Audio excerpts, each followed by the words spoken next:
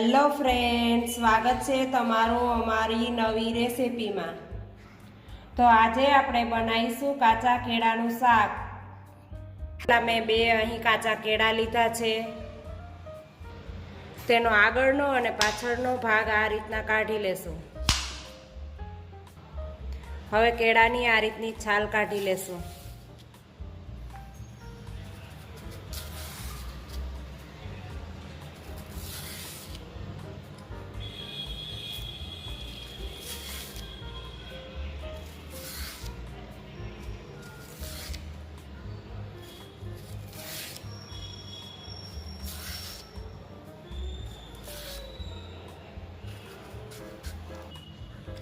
હવે છોલણિયાની મદદથી કેળાની બધી ગ્રીન છાલ આ રીતે કાઢી લેશું।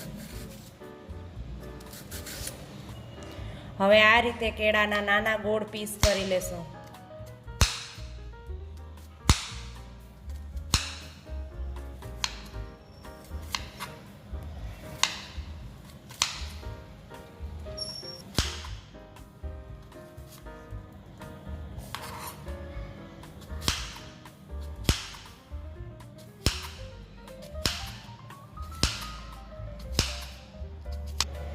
તો મેં આ રીતે બધા કેળાના ટુકડા કરી લીધા છે। હવે તેને એક બાઉલમાં કાઢી લેશું।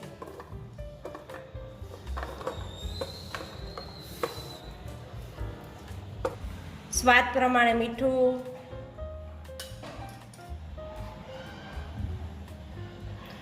અડધી ચમચી મરચું પાવડર, થોડી હળદર। હવે તેને સારી રીતે મિક્સ કરી લેશું।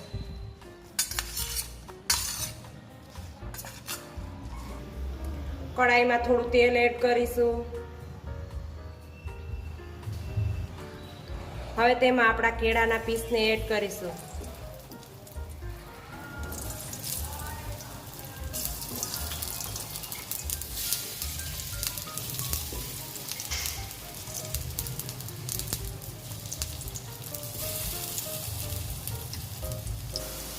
હવે તેને ચમચાની મદદથી પલટાવી દેશું।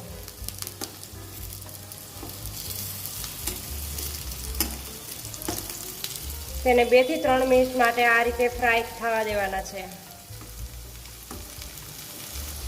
હવે તેને 2 મિનિટ માટે ઢાંકીને પકાવી લેશું। હવે આપણા કેળા ફ્રાય થઈ ગયા છે, તેને એક બાઉલમાં કાઢી લેશું। શાકનો વઘાર દેવા માટે કઢાઈમાં 2 ચમચી તેલ એડ કરીશું।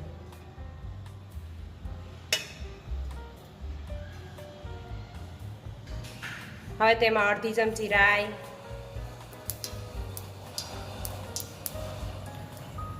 અડધી ચમચી જીરું,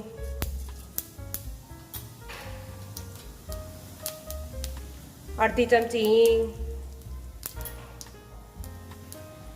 થોડી હળદર,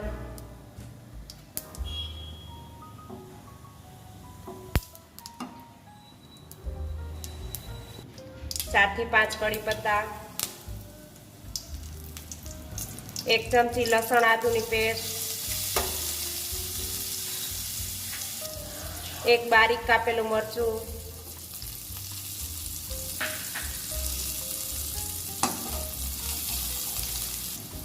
અડધો કપ બારીક કાપેલી ડુંગળી,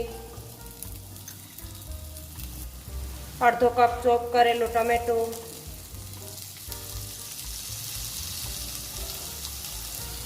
સ્વાદ પ્રમાણે મીઠું,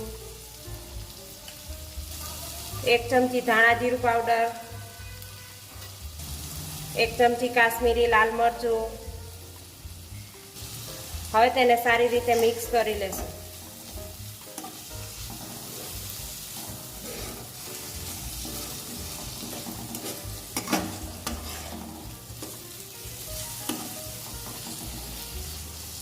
હવે તેને ઢાંકીને 2 મિનિટ માટે પકાવી લેશું।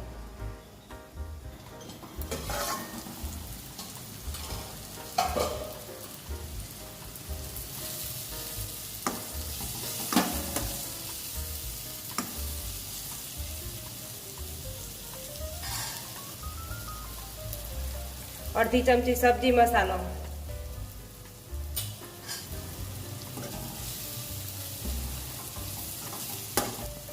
હવે તેમાં 1 કપ પાણી એડ કરી તેને સારી રીતે મેશ થવા દેશું.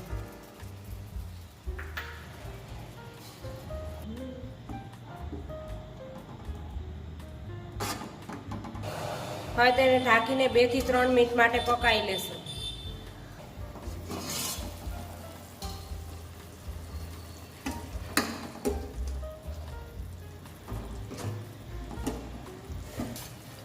હવે તેમાં આપણા કેળાના પીસ એડ કરીને તેને 2 મિનિટ માટે પકાવી લઈશું.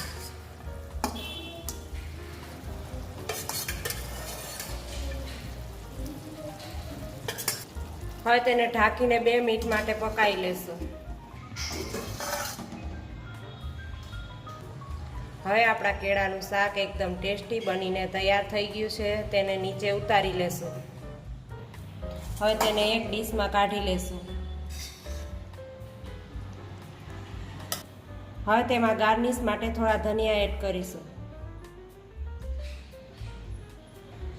આ કેળાના શાકને પરોઠા કે રોટલી સાથે ખાઈ શકો છો.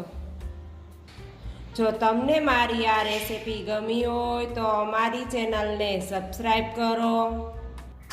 નવા વિડીયો જોવા માટે બેલ આઇકનને જરૂરથી દબાવો. તમને મારી આ રેસીપી કેવી લાગી તે કોમેન્ટમાં જરૂરથી જણાવજો.